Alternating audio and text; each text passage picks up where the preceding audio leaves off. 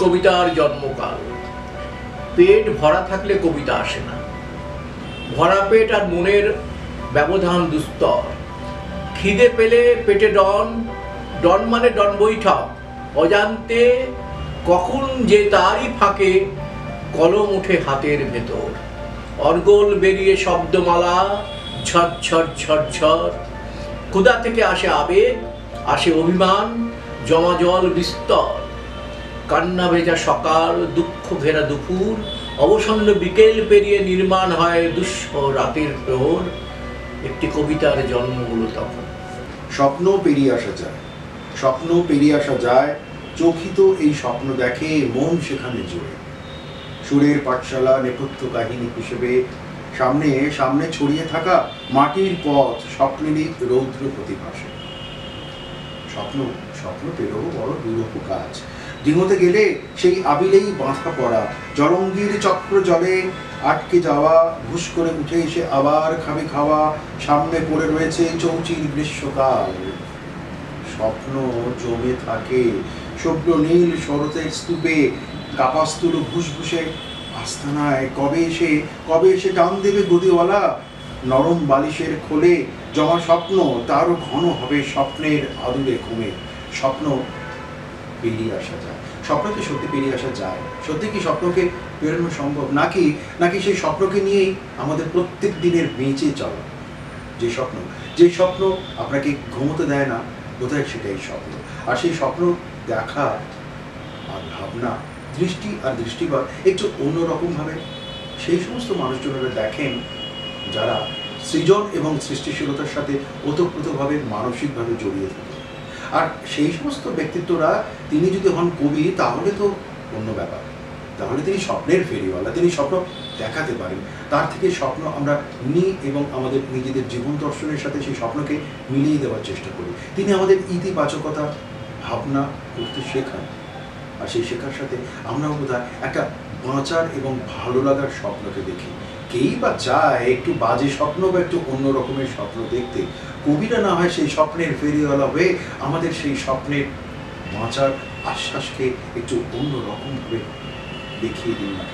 আর সেই দেখিয়ে দেওয়ার জন্যই যখন তিনি লেখেন, তখন সেই লেখার সাথে সাথে তার ভাবনা স্বপ্নের সাথে ওতপ্রোতভাবে চক্রবাক জড়িয়ে থাকে। কবি কল্যাণ গুহ দীর্ঘ প্রায় 5টা দশকেরও বেশি সময় ধরে লিখছেন। স্বপ্নের কাজল তার চোখে আছে, কিন্তু তিনি খুব স্বার্থপর নন। তার স্বপ্নের কাজলকে, সেই কাজলের টিপ তিনি কিন্তু পাঠকদের মাঝে মাঝে পড়িয়ে দেন। আর আমরা যারা খুব সাধারণ পাঠক, আমরা সেই স্বপ্নের কাজলকে খুব সুন্দরভাবে গচ্ছিত এবং রক্ষিত রাখিও পাবো। আর সেই জন্যেই তারই কবিতা স্বপ্ন পেরিয়ে আসা যায়। তিনি স্বপ্ন পেরোনোর কথা বলেন, তার মানে এটা নয় যে সেই স্বপ্নকে পেরিয়ে আসার পর আবার নতুন কোনো স্বপ্ন নেই। এইরকম একজন স্বপ্নের ফেরিওয়ালা যিনি কবিতা নিয়ে চর্চা করছেন, যিনি সৃষ্টিশীলতা এবং সৃজনশীলতার সূত্রতায় এক অন্য দর্শনে আমাদেরকে জারিত করে রাখেন, তার সাথে আজকে আমাদের আড্ডা। এবং এই আড্ডাতে আপনারা তো জানেন, আমাদের এই অনুষ্ঠানে পশ্চিমবাংলা তথা সারা ভারতবর্ষের বহু বিশিষ্ট ব্যক্তিত্বরা এসেছেন। আমরা তাদের কথা শুনে ঋদ্ধ হয়েছি। স্বপ্নের ফেরিওয়ালার সাথে কথা এবং আড্ডার সাথে সাথে আবশ্যিকভাবেই স্বপ্নকে তো কিছুটা আঁকড়ে নেব বটেই। নমস্কার কল্যাণদা, আমাদের অনুষ্ঠান আপনাকে স্বাগত। অনেকটা কথা বলতে হলো, তার কারণ কল্যাণ গুহকে আমি দীর্ঘদিন ধরে চিনি এই অর্থেই তার লেখার সূত্র ধরে। কিন্তু মুশকিলটা হচ্ছে কল্যাণ গুহ একদম একেবারে পেশাগতভাবে ইকোনমিক্সের লোক, একেবারে অঙ্ক চাই, সাংঘাতিক কাণ্ড। আবার অন্য কল্যাণ গুহ, তখন সে আবার হৈ হৈ করে হাসেন। এখনো এই বয়সে এসেও আপনি অট্টহাসি হাসতে পারেন। এটা আপনার এইটা আপনার অট্টহাসি। হ্যাঁ, অট্টটা দ্বাদশও হতে পারে, দ্বাদশ হাসিও হতে পারে, সেটা কোনো ক্ষতি নেই। আসলে কবিরা সেটাই করতে পারে। এই যে আপনার স্বপ্নে, এটা আমার প্রিয় কবিতা বলে আমি পড়লাম। দেখুন, আমরা বোধহয় স্বপ্ন দেখতে বললেন তো ভুলে যাচ্ছি। জীবনের প্রত্যেকটা পরতে এত জটিলতা, এত প্রাপ্তির আশা, সেখান থেকে স্বপ্ন বোধহয় হারিয়ে যাচ্ছে। একজন কবি হিসেবে, সৃজনশীল মানুষ হিসেবে আপনি বিষয়টা কীভাবে বলবেন? দেখুন, স্বপ্ন দু ধরনের হয়। এক ঘুমন্ত স্বপ্ন, জাগ্রত স্বপ্ন। কবিদের কারিকুরি কিন্তু জাগ্রত স্বপ্নের মধ্যে। সে দেখে আকাশ, সে দেখে নীলাকাশে সাদা বলাকা উঠে যায়, উড়ে যায়, এবং সে দেখে রানীকুটির পুকুরে সাদা হাঁসগুলো ভেসে ভেসে বেড়ায়। তখন তার স্বপ্ন শুরু হয়। কবির কিন্তু মূল মানে চিন্তা শুরু হয় ওই জাগ্রত স্বপ্ন থেকে আরো এগিয়ে নিয়ে যাওয়া। ঘুমন্ত সবসময় স্বপ্ন যেগুলো আসে সেগুলো হলো উলট পালট, মানে ঘটনার কোনো পরিপ্রেক্ষিত নেই, কোনো প্রেক্ষিত নেই, একটা অদ্ভুত ধরনের আছে যা আপনি জেগে দেখে যে জিনিস ভেবেছেন সেটাই কিন্তু ঘুমো স্বপ্ন। কিন্তু কবির কাজ হচ্ছে জাগ্রত স্বপ্নকে আরও বেশি বিকশিত করা, আরও বেশি ভাষার ছন্দে তাকে মন্দিরিত করা এবং তার মধ্যে একটা মধুরতা আনা। কবি সেই জাগ্রত স্বপ্নে, মানে যে স্বপ্নটা জাগিয়ে রাখছে অন্তত, তার তাহলে একটা নীরব চালকও বটে, তার হাতে স্টিয়ারিং।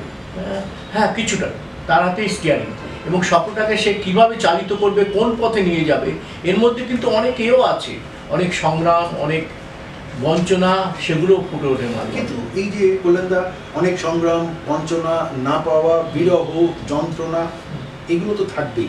এই সবগুলো যদি না থাকে তাহলে কি আর কবিতা হয় না? একদম হয় না, একদম। আমি মনে করি না যে এইগুলো বাদ দিয়ে যে কবিতা লেখে সে কবি নয়, সে কবি নয়, একদম নয়। সে কি লিখবে তাহলে? হ্যাঁ, বলতে পারেন জীবনানন্দ দাশগুপ্ত তার যে কবিতাগুলো লিখে গেছে, তার কবিতার মূলে ছিল শিশির বিন্দু আর নক্ষত্র, নক্ষত্রের তারারা, কিন্তু তার ভাষা তো অসাধারণ, সে মানে বলা যায় না, ভাষায় প্রকাশ করতে পারবো না। আমি যত কবির কবিতা পড়েছি তার মধ্যে জীবনানন্দ আর রবীন্দ্রনাথ, আর এদিকে হচ্ছে বাস্তব কবিতা যে লেখে, সে আমাকে নিজেই বলেছিলেন, তিনি কবি নীরেন চক্রবর্তী, বললেন আমি কবি না, আমি ঘটনার শুধু বিবরণ দিয়ে যাই। এই যে ঘটনার বিবরণ, এটা কিন্তু খুব বাস্তবতার সূত্রতে একজন কবি বা একজন লেখক যখন তিনি লিখছেন, তিনি তো একটা ভাষ্যকারও বটে। কিছুটা তো অনেকটাই ভাষ্যকারও বটে। এই অনেকটা ভাষ্যকারের সূত্র ধরে তার মনের রং, তার হৃদয়ের অলংকার, প্রাপ্তির আশা, সবকিছুকে মিলিয়ে তিনি বোধহয় একটা অদ্ভুত গোলক ধারা তৈরি করতে পারেন। তারপর সেটা হয় কেন, যে কবিদের তো একটু ভাষার উপর কন্ট্রোল আছে, কবিরা ভাষাকে নিয়ে খেলতে পারে। কবির ভাষা আপনি একটা দেখবেন, তুমি দেখবে অশোক, যে যদি কোনো কবিতা তুমি পড়ো, সেটাকে যদি পর পর পর পর সাজিয়ে দাও ইয়েগুলো, মানে বাক্যগুলো, সেটা কিন্তু একটা গদ্য কবিতা হয়ে যায়। দেখবে নীরেন চক্রবর্তীর কবিতায় কলকাতার যিশু পড়েছে কিনা জানি না, সেখানে উনি একটা ন্যাংটা ছেলে রাস্তা পেরোচ্ছে, ওনার মাথায় স্ট্রাইক করলে তো কলকাতার যিশু। তার মানে কি, তার মধ্যে একটা অদ্ভুত ভাবনার সৃষ্টি হয়েছে, কিন্তু সে বাস্তবটা বড় বাস্তবতার সূত্র ধরে কবি বোধহয় ভাবেন যে একটা কিছু নতুন কিছু হচ্ছে, একটা নতুন কিছু হতে যাচ্ছে। কবির তো অনেক দূরদৃষ্টিতা আছে। আপনার একটি কবিতা, আমার খুব প্রিয় কবিতা, একটা কিছু হচ্ছে কোথায় কিভাবে কিচ্ছু জানা নেই। আপনি লিখছেন একটা কিছু হচ্ছে কোথায় কিভাবে কিচ্ছু জানা নেই, তবু একটা কিছু হচ্ছে। অশান্ত ঝড় ওলট পালট করে দিল, দুপুরের মধ্যাহ্ন প্রহরগুলো খান খান হয়ে যায়, একটু একটু আশার মেঘমল্লার এক এক বিশ্বাস অবিশ্বাসের দোকানায়। একটা কিছু হচ্ছে। এই 1, 2, 3, 4, 5, 6 লাইনের ভেতরে আপনি অনেকগুলোকে জটিল ধাঁধার আবর্তে ফেলে দিচ্ছেন। আপনি বলছেন একটা কিছু হচ্ছে, ঝড় ওলট পালট, আবার আপনি পরবর্তীতে একটা লাইনে লিখছেন আশার মেঘমল্লা। তো খুব চালাকি, প্রথমে আশঙ্কা, তার প্রয়াস। এটাই বোধহয় একজন কবি চান, তাই তো? কবির দৃষ্টি তো একটু আলাদা হবেই, সাধারণ মানুষের থেকে কবির দৃষ্টি। সবাই কবি হতে পারে না, কেউ কবি হয়, হ্যাঁ, কারণ তার দৃষ্টিভঙ্গিটা আলাদা পুরো। আর সে দেখে অন্য হয়, কিন্তু গড়ে কিন্তু বাস্তব নিয়ে এসে লেখে। এই যে এটা কিন্তু একটা বাস্তব কবিতা, এর মধ্যে কিন্তু কল্পনার রং কিন্তু খুব কম আছে। একটা কিছু হচ্ছে, মানে কি হচ্ছে বুঝতে পারছি না, কিন্তু হচ্ছে। মানে এই যে ফিলিংসটা, অর্থাৎ একজন সচেতন মানুষ বা একজন সংবেদনশীল মানুষ, তিনি যখন একটা কাজ করেন, তিনি যখন একটা সূত্রতার দিকে যখন এগোন, তখন তিনি বোধহয় একটা অন্য গন্ধ পান, তিনি বোধহয় একটা অন্য সচেতনতার একটা পালস পান, তাই না? ঠিক, একদম। আমি শতকরা তোমার সঙ্গে সহমত যে কবিরা বাস্তবতা ছেড়ে দিয়ে কিন্তু কবি হয় না। বাস্তবতা বাদ দিয়ে কবি হবে না। সে কেমন কবি হবে? হ্যাঁ, কালিদাসের যে এগুলো আছে সেগুলো তো কবিতাই, ওগুলো তো কবিতা। রঘুবংশম বলো, তারপরে কুমার সম্ভবম বলো, তারপরে মেঘদূত বলো। কিন্তু দাদা বললেন দা, দেখুন, আপনি কালিদাসের প্রসঙ্গটা যখন আনলেন বটে, পরবর্তী পর্যায়ে কালিদাসের সমস্ত লেখার ক্ষেত্রেই বা বাল্মীকির, আমি যদি আদিকবি ধরেও যদি আমি এগোই, তাহলে সেটা কিন্তু কোনো একটি কাহিনী নির্ভর। কিন্তু রবীন্দ্রনাথ যখন শুরু করলেন তখন তিনি কিন্তু এই কাহিনী নির্ভরতাকে ভাঙলেন, একেবারে ভেঙে ফেললেন। কিন্তু কি অদ্ভুত ব্যাপার, রবীন্দ্রনাথের অনেক কবিতাই কিন্তু একটা গল্প, তাই না? আজকে পুরাতন নৃত্য যখন আমরা পড়ছি তখন সেটা কিন্তু কবিতা পড়ছি, কবিতা কিন্তু বাস্তব, কিন্তু পুরাতন। আচ্ছা, কবি জীবনানন্দের মধ্যে পরাবাস্তবতা প্রচন্ডভাবে, সেটা কবি বিনয় মজুমদারের মধ্যে এটা ছিল পরাবাস্তববাদী কবি। পরাবাস্তব মানে সে বাস্তববিহীন নয়, সে বাস্তবের একটা পরপারের একটা কাহিনী সে ভাবছে। পরপার মানে হচ্ছে নদীর ওপার, সেপারের কাহিনী সে ভাবছে। অর্থাৎ ওইখানে আচ্ছা, এটাকে একটা ইলিউশন তৈরি করছে বলে মনে হয়। একটা ইলিউশন মানে ওই পরা বাস্তবটাই হচ্ছে একটা ইলিউশন, কিন্তু তার মধ্যে কিন্তু বাস্তব লুকিয়ে আছে, সে বাস্তব ছাড়েনি। এবং এই যে বিখ্যাত লেখক যে নোবেল লরিয়েট গাব্রিয়েল তার কিন্তু সবই মার্কাস, তার কিন্তু সবটাই কিন্তু পরাবাস্তব না। কিন্তু মার্কাসের অনেক কবিতার ভেতরে তো আপনি দেখবেন সেখানে বড্ড তিনি তো হতাশ হয়ে যাচ্ছেন, তিনি তো একবার হতাশ হয়ে গিয়ে দেয়ালে যেন পিঠ থেকে যাচ্ছে। কিন্তু ওই আমার এই মুহূর্তে মনে পড়ছে না, শেষের দিকে কিন্তু তিনি আবার ওটাকে টুইস্ট করে দিচ্ছেন। এইটাই বোধহয় কবির। কিন্তু ওরা বাস্তব আনবেই, সে যেভাবেই হোক, সে স্বপ্নের মধ্যে দিয়ে হোক, স্বপ্নের বাইরে হোক, স্বপ্নের ভেতরে এসে সন্তরণ করে সাঁতার কেটে হোক, কিন্তু সে বাস্তব নিয়েই বলবে। আবার সেই ঘুরে ফিরে স্বপ্নের কথাই আসছে, এবং এই স্বপ্নের কথা আসছে বলেই আমরা যারা খুব সাধারণ পাঠক, আমরা তো স্বপ্ন দেখতে চাই, কিন্তু কি স্বপ্ন দেখবো? কল্যাণ দা যেটা একটু আগে বললেন যে স্বপ্নের ভেতরে যে সাধারণত্ব, সেটার ভেতরে অনেক উলট পালট আসে। আমি তো নিজেই জানি না আমার কি স্বপ্ন দেখতে ইচ্ছা করে। আমার স্বপ্ন দেখতে ইচ্ছা করে আমি খুব ভালো আছি, এটা হচ্ছে মূল প্রতিপাদ্য। তার বাইরে থেকে দাঁড়িয়েও তো অনেকগুলো শাখা প্রশাখা আছে, অনেকগুলো সূত্রতা আছে, সেখানের ভেতরে কিন্তু অনেক স্বপ্ন থাকে। সেই স্বপ্ন কি কল্যাণবাবুদের মতন মানুষজনেরা যারা দীর্ঘ 5টা দশকেরও বেশি সময় ধরে কবিতা চর্চার সাথে জড়িয়ে আছেন, তারা কি করতে পেরেছেন, নাকি পারলেন না, নাকি তার নিজের ব্যক্তিগত স্বপ্নতার শত্রুতার সেটাও ভেঙে চুরমার হয়ে গেল? এটা একটু জেনে নেওয়া প্রয়োজন, জানবো আমি। তবে তার আগে একটা বিরতিতে যেতে হচ্ছে, বিরতির পর ফিরে আসছি সাথে।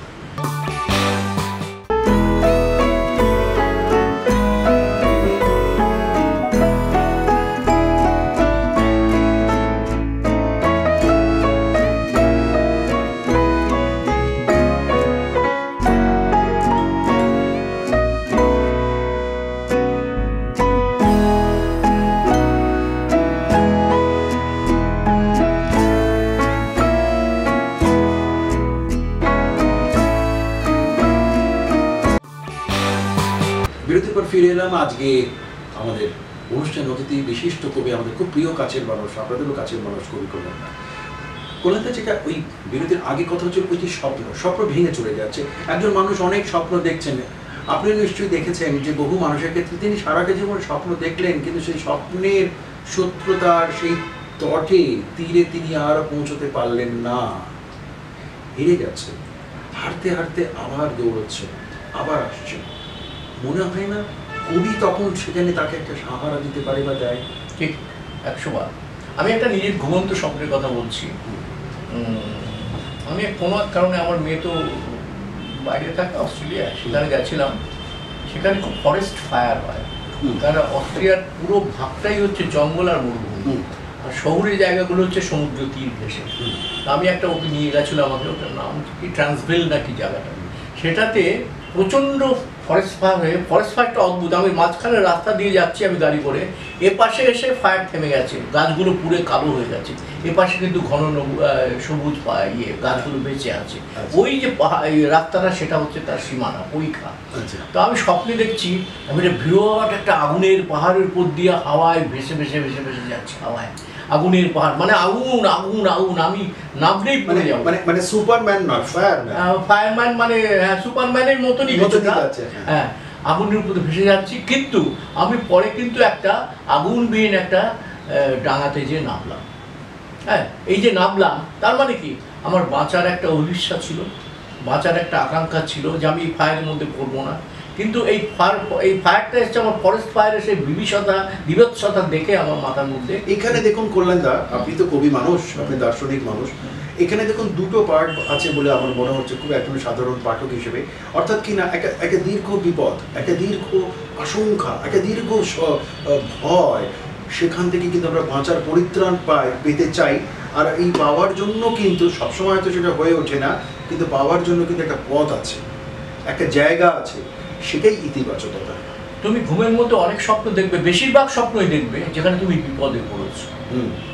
সেটা যে ধরনের বিপদই হোক, সে তোমাকে দুষ্কৃতীরা ঘিরে ধরেছে, কিংবা তুমি একটা জনবিক্ষোভের সামনে উপস্থিত হয়ে তুমি তার দর্শক দেখছো যেখানে প্রচণ্ড একটা হচ্ছে, মারামারি হচ্ছে, কিংবা এই আগুনের সামনে, কিংবা সমুদ্রের উচ্ছ্বাস, সমস্ত কিছু দেখছো। এটা কিন্তু হয়, এটা কিন্তু আমাদের মধ্যে হয়, আমাদের মনের মধ্যে কিন্তু কোথাও যেন মনের কোণে একটা আশঙ্কা লুকিয়ে আছে। ওই আশঙ্কাটা বোধ হয় আমাদের ওই অবচেতন মনে বোধ ধাক্কা দেয়। একদম একদম অবচেতন মনেই ধাক্কা দেয়, যেটাকে বলে সাবকনসিয়াস মাইন্ড। ফ্রয়েড বলেছে সাবকনসিয়াস মাইন্ড, আর একটা হচ্ছে সুপার কনসিয়াস মাইন্ড, আর একটা কনসিয়াস মাইন্ড। আমরা এখন যে বর্তমানে আছে এটা কনসিয়াস মাইন্ড। সুপার কনসিয়াসে আমরা পরাবাস্তব হয়ে যাই, আর সাবকনসিয়াসে অবাস্তব হয়ে যাই।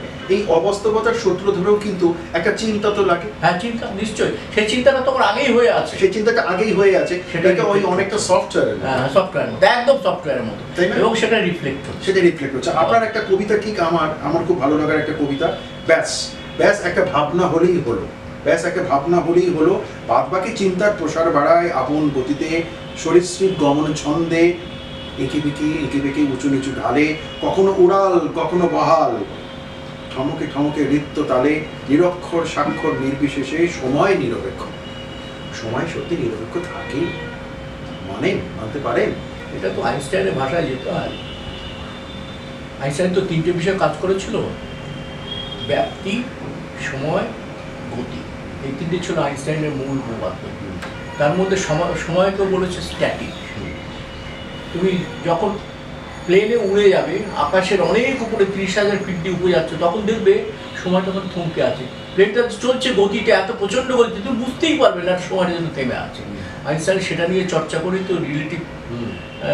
মানে রিলেটিভিটির, আপেক্ষিক রিলেটিভিটি, মানে এটা বলে অনেক কী হয়, real theory of, special theory of relativity এবং জেনারেল থিওরি অফ রিলেটিভিটি, তাতে এলো সে, এবং তার সেই সমস্ত তত্ত্বের উপরেই কিন্তু আজকে রকেট ফকেট এসব চলছে, আর কিছুই না। এই যে আমরা চাঁদে লোক পাঠাচ্ছি, সব কিন্তু আইনস্টাইনের থিওরির উপর। এত বড় বিজ্ঞানী বোধহয় হয়নি কোনোদিন। যাই হোক, আমি ফিজিক্সের কথায় চলে এলাম। কিন্তু সময়টা কিন্তু খুব উপরে গেলে তুমি দেখবে সেটা একদম স্থির হয়ে আছে। আসলে যেটা হয় সেটা হলো, দেখুন, এই বিজ্ঞানের শত্রুতা থেকে তো আমরা বেরোতে পারবো না, বেরোনোটা অপরাধ হবে। আমি বলছি অপরাধ। আসলে সব কিছুই বোধ হয়, সেটা কবিতা হোক, সৃজনশীলতা হোক, সৃষ্টিশীলতা হোক, যেটাই হোক না কেন, ওই সেই E=mc²। হ্যাঁ, E=mc²। হ্যাঁ, E=mc²। শুধু তাই নয়, আইনস্টাইন কত প্রেডিকশন করে গেছে, বলেছে যে তুমি যদি একটা স্পেস ক্রাফটে অনেক দূরে চলে যাও, অনেক দূরে, এবং সেখানে তোমার শরীরের কিন্তু ক্ষয় হবে না, কারণ স্পেস ক্রাফট তোমাকে বাঁচিয়ে দিয়েছে। কিন্তু তুমি যখন পৃথিবীতে ফিরে আসবে তখন দেখবে 30,000 বছর পেরিয়ে গেছে। এই যে 30,000 বছর পেরিয়ে গেছে, হ্যাঁ, এই যে পেরিয়ে গেলাম, এই যে আসলে এই জায়গাটা কিন্তু একটা অনেকটা আপেক্ষিক তত্ত্বের শত্রুতার ভেতরে আসছে। যে জীবনের দর্শনে আমরা একজন মানুষ, আমি ধরে নিলাম তিনি শতায়ু হলেন, এই যে সময়টা থেকে দাঁড়িয়ে প্রথম 10-12টা বছর তো তার বোঝার ক্ষমতা, বোধ, উপলব্ধির সত্যতা, সেটা প্রশ্ন কোনো কিছু নেই। তারপর থেকে যখন থেকে শুরু হলো এবং শেষ পর্যন্ত আমৃত্যুকালে, এই প্রত্যেকটা ক্ষেত্রে জীবনের একটা তো অধ্যায়। এই অধ্যায়তে এই কল্যাণদাকে আমি 30 বছর আগে যেরকম দেখেছি, বা তার কবিতা পড়ে আমি যেভাবে জারিত হয়েছিলাম, এখন 30 বছর বাদে এই কল্যাণদাকে কিন্তু অন্যভাবে দেখছি, একটা অন্য অভিজ্ঞতার সূত্রতে দেখছি। না, আমারও তো দৃষ্টিভঙ্গি চেঞ্জ করেছে, দর্শনও চেঞ্জ করেছে, আমার অনেক চেঞ্জ করেছে। আগে একটা উচ্ছল যৌবন ছিল, আমি তো অনেকদিন তো করে কবিতা লিখছি, প্রায় ধরো 50 বছর। আমি তো সেটাই বলছি, 5 দশক। এবং কত জায়গায় যে কবিতা পাবলিশ হয়েছে আমি নিজেও জানি না, একটু বইমের আপনি ছড়িয়ে ছিটিয়ে রাখেন। আর্কাইভাল কোনো টেন্ডেন্সি, আপনার সাথে আমি আড্ডা মেরেও দেখেছি, আপনি আর্কাইভাল সত্যি আপনার কোনো টেন্ডেন্সি নেই। কিন্তু দেখুন, মানুষের জীবনের কিছু কিছু ক্ষেত্রে কিছু কিছু অলংকার, কিছু কিছু ভাবনা, মানুষ কিন্তু সেগুলোকে অতটা বদলে দিতে পারেন না, বা বদলে ওঠা যায় না। আপনার ক্ষেত্রে একটা ব্যাপার আছে, ঠিক যেভাবে ওই অট্ট হাসি, ওটা আর যাই হোক, ওটা একক হাসি হিসেবে রূপান্তরিত হয়, তাই তো? এটা একটুখানি একটু রসিকতাই করলাম। দেখো, আমি কত কবিতার মধ্যে দেখবে খুব গভীর দর্শন আছে, গভীর চিন্তা আছে, কিন্তু আমি মানুষটা কিন্তু খুব অট্ট হাসি সম্পন্ন। এই যে তার কারণ, এই হিউমার তো একটা হলিস্টিক অ্যাপ্রোচও বটে। আমি হাসি দিয়ে জীবনটাকে উড়িয়ে দিতে চাই। এবং এই যে প্রত্যেকটা অধ্যায় দেখুন, একটা সময় এসে দাঁড়িয়ে, একটা জীবনের এসে দাঁড়িয়ে অনেক সময় যেটা হয় যে এই অপ্রাপ্তি, এই যে কিছুক্ষণ আগে আপনি খুব একটা অসাধারণ কথা বললেন যে অধিকাংশই স্বপ্ন আসে আশঙ্কা নিয়ে, ভয় নিয়ে, একটা তরাস নিয়ে আসে। এই স্বপ্ন, ভয়, আশঙ্কা সব কিছু নিয়ে তখন হয়তো আচমকা আমার ঘুম ভেঙে গেল, তখন আমি ভাবি যাক, যে ভয়টা পাচ্ছিলাম স্বপ্নে, ওটা তো স্বপ্ন, আসলে বাস্তবে হয়নি। কিন্তু অনেক সময় এরকম, কিন্তু তোমার শরীর ঘেমে চুপচুপ হয়ে গেছে, কিন্তু অনেক সময় হয় কি সেই বাস্তবতার সূত্র ধরে আসে। কবিতার রহস্য এবং কবিতার সূত্র, কবিতার অধ্যায়, কবিতার নির্মাণ কৌশল, এটা কিন্তু অনেক বদল হয়ে গেছে কল্যাণদা। 5 দশক আগে এই কল্যাণ গুহ যে রকমের কবিতা লিখতেন, এখন সেই কল্যাণ গুহ সেই কবিতা লেখেন না। এই যে পরিবর্তন, এই পরিবর্তনের সাথে নিজেকে কি মানানসই হিসেবে মানাতে পেরেছেন? হ্যাঁ, পেরেছি। আমি গতিটা বুঝতে পেরেছি। মানে আপনি সেই সনাতনী কবিতার যে দেখে প্রেমেন্দ্র মিত্র যে কবিতা লিখে গেছে, সেই কবিতার ভাষা একদম আলাদা। সুধীন দত্তের কবিতা মনে হবে বড় খটমটে কবিতা, ভাষায় মনে হয় যেন একটা, আমি অন্য কবিরা কি মনে করবে জানি না, আমার মনে হয় একটা মাটির হাড়ির মধ্যে কিছু পাথর যদি ঘোরানো যায়, একটা ঘর ঘর ঘর আওয়াজ আসে, সুধীন দত্তের কবিতা বলে আমার সেরকম মনে হয়। কিন্তু তার মানে এটা হচ্ছে একটা আপেক্ষিকতা। তার কারণ একটা কবিতার দর্শনের ক্ষেত্রে আপনার বোধ কিভাবে কাজ করবে সেটা আপনার উপরে নির্ভর। কবির কাজ তো হচ্ছে লিখে যাওয়া, এবং এটা বোধহয় একটা কবির নিজের ভেতরে একটা নিজের প্রতি একটা দ্বন্দ্ব তৈরি হয়। আপনার নিজের প্রতি তো একটা দ্বন্দ্ব তৈরি হয়। নিশ্চয়ই অনেক দ্বন্দ্ব আছে আমার, অনেক দ্বন্দ্ব না থাকলে এরকম কবিতা বেরোবে না। নিজেই আপনার নিজের প্রতিদ্বন্দ্বী। হ্যাঁ, কতকটা আমার প্রতিবিম্ব আমি যেন দেখতে পাই। বেশ, সে রাগান্বিত, সে বঞ্চিত, তার চোখের মুখে রাগ ফেটে পড়ে হচ্ছে, কিন্তু আমি কিন্তু মানুষটা শান্ত, কিন্তু দেখছি তার ভেতরে এটা। তার মানে লুক্কায়িত আমার যে জীবনটা, সেলফটা রয়েছে, এটা আমি যেন দেখতে পাই। তার মানে আসলে ব্যাপারটা হচ্ছে, ধরা তো পড়েই গেলেন, কিছু করার নেই। আর সেটা হলো সেই আপনার সেই একটি কবিতা, আমার খুব প্রিয় কবিতা, ব্যাপারটা প্রাসঙ্গিক ক্রমে চলে এলো, প্রতিদ্বন্দ্বী কাকে ভাবো তুমি, প্রতিদ্বন্দ্বী কাকে ভাবো তুমি, প্রতিপক্ষ না নিজেকে, প্রতিপক্ষ না নিজেকে, সময়ের দোটানায় ঝুলছি আমরা, সময়ের দোটানায় ঝুলছি আমরা লম্ববান হয়ে, নিজেকে প্রশ্ন করো তো কতটুকু জানো নিজেকে, সাদ আল্লাহ তুলে রাখো খানিকক্ষণ কুলঙ্গিতে, ঝাঁপি টেনে দাও, ভুলে যাও অন্য সব, এরপর বেরিয়ে এসো ঝাঁপি খুলে, দেখবে জগৎ অনেক নির্মল। এই যে নিজের কাছে থাকা, অর্থাৎ এই জটিলতার সূত্রতে জগৎটা নির্মল, আমি হয়তো নির্মল হলাম না, কিন্তু জগৎটা নির্মল, এই জগৎ নির্মল, জগতের ভেতরেই আমি রয়ে গিয়েছি। বললেন না একটু শেষের দিকে যাচ্ছি, ধরুন লেখালেখি, ভাবনা, শুধু তো আপনি কবিতা লেখেন না, আপনার অর্থনীতির ওপর লেখা, আপনার ইংরেজি লেখা, ইংরেজি কবিতা লেখা, সেটাও একটা দীর্ঘ সূত্রতা আছে। আমি এখানে ইংরেজি কবিতাগুলো নিয়ে বিশেষ আলোচনা করছি না, কিন্তু আপনি ইংরেজিতে ভাষাতেও যথেষ্ট দক্ষ এবং সেই ভাষাতে লেখেন। কিন্তু দেখুন, যে সময় দাঁড়িয়ে সময়, সাহিত্য তো সমকালকে প্রকাশ করে, কবিতাও তাই, আপনি সেখান থেকে বেরোতে পারবেন না। তো সেই মনে হয় কি যে সেই সমকালকে ধরতে পারেননি, এখনো পর্যন্ত কিছুই পারলেন না। দেখো, মনের ভাবনাটা তো সবসময় এক জায়গায় থাকে না। এই যে আমি কবিতাগুলো লিখেছি, আমি মাঝে মাঝে পড়ে, আমি এগুলো লিখেছি, আমি এগুলো লিখেছি, এই কবিতা এই ভাষা লিখেছি, আমি তো অদ্ভুত হয়ে, আমি মানে আমার কলম থেকে এগুলো বেরিয়েছে, আমার মন থেকে এগুলো বেরিয়েছে। তো এই যে কবিতার ভাষা নিয়ে নিজে অবাক হয়ে যাওয়া, যে আমি এগুলো লিখতে পেরেছি, এইটা আমার কাছে মাঝে মাঝে আশ্চর্য লাগে। এগুলো তো কিছুদিন আগের লেখা। এই আশ্চর্যতা কিন্তু দেখুন, শুধু আশ্চর্য, আপনার কাছে আশ্চর্য লাগলো তাতে কার কি এলো, তাতে আমারও বা বয়ে গেল।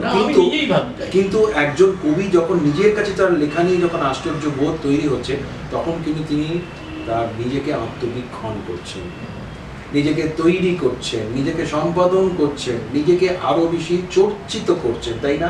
আপনার ভুলগুলো আপনি নিজে বুঝতে পারছেন, বয়সের সাথে সাথে, সময়ের সাথে সাথে, জীবনের সাথে সাথে। কিন্তু একটা তো অভিলিপ্সা আছে, অভিলিপ্সাটা হচ্ছে মানুষের কাছে থাকে, একদম পাঠকের কাছে থাকে, পাঠকের লোক হিসেবে থাকে। এবং লেখা আমার থামবে না, না লেখা থামবে কেন? লেখা তো আমাদের প্রশ্নই আসছে না। লেখা আমার থামবে না, লেখা লিখে যাবো। কালকেই 2টো কবিতা লিখেছি আবার।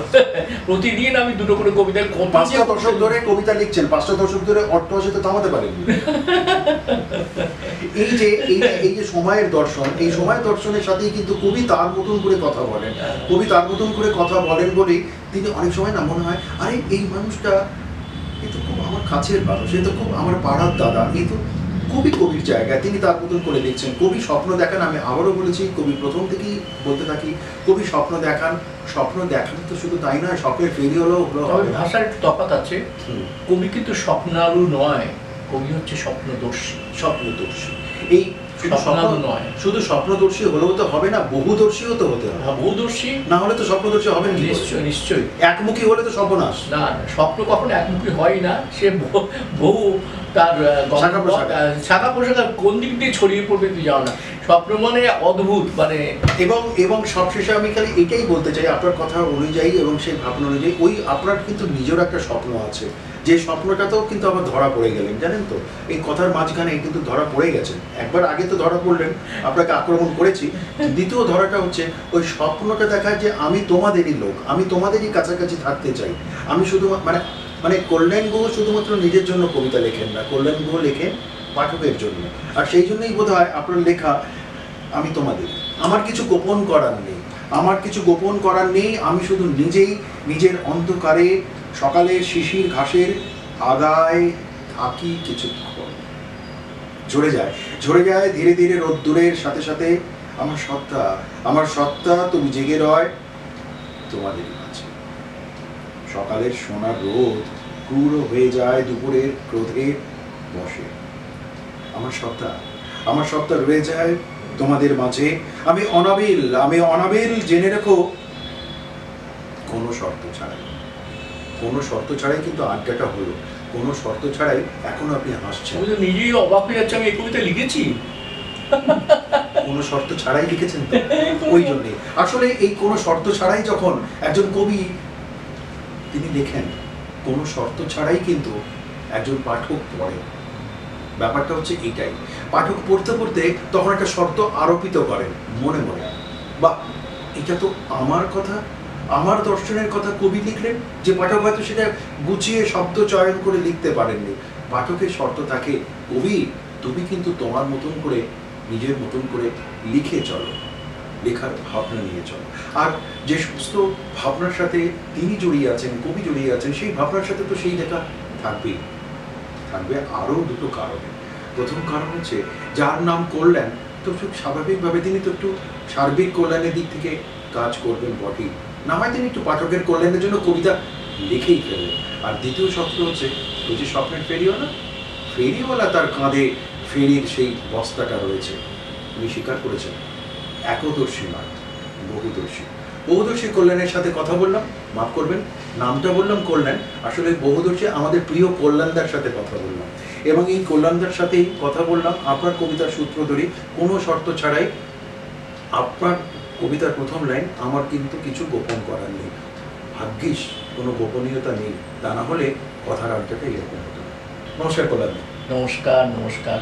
শুধু বসন্তেই কি প্রেমের ছোঁয়া লাগে? অন্য কোনো সময় কি আলস্যে পড়ে থাকে? নির্জন দেওয়ালের অন্তরালে কুহুকি প্রেম অন্যভাবে এসে পড়ে। শীতে শিউলি ফুলের ছড়া যখন সাজিয়ে বসে বারদুয়ারের আঙিনায়, নীল আকাশ উদার হয়ে ওঠে, দুহাত বাড়িয়ে জড়িয়ে ধরবে অজানা প্রেমের আবেশে। প্রেম আসতে পারে চোরা স্রোতে, কাউকে না ভেবেও অন্য এক প্রেমে সাঁতরে সাঁতরে।